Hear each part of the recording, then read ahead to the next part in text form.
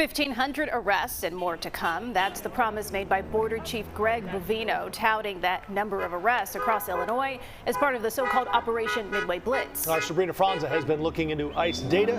She's outside the Broadview Processing Center tonight. Sabrina? Joe, Erica, this location here at the Broadview ICE Processing Center is normally the first place where people are brought after being taken into federal custody. Now, months ago, we filed for a Freedom of Information Act request requesting the information on who exactly was being arrested, why, and what happened to them next. Now we're learning more about not just who was arrested, but if they were actually sent from the United States.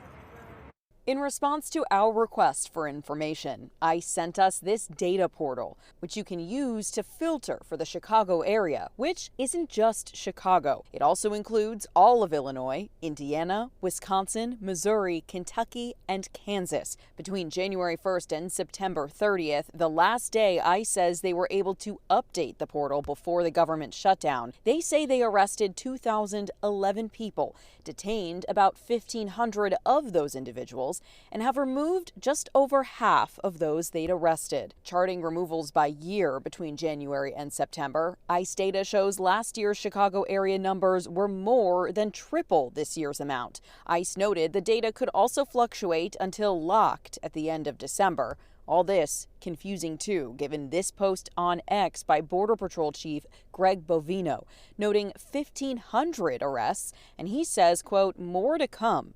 Unfortunately, it's very uncommon now to have folks released.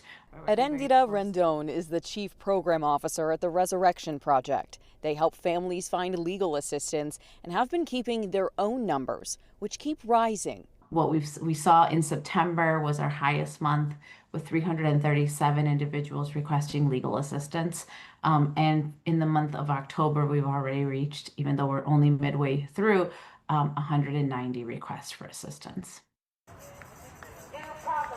Now we'll continue monitoring that data just as we're monitoring this fence behind us, opposed both by the village of Broadview and by many protesters who have been here for weeks. This fence is supposed to come down at 11:59 p.m. It is still up. We'll keep you posted. We're in Broadview. Sabrina Franza, CBS News, Chicago. Sabrina, thank you.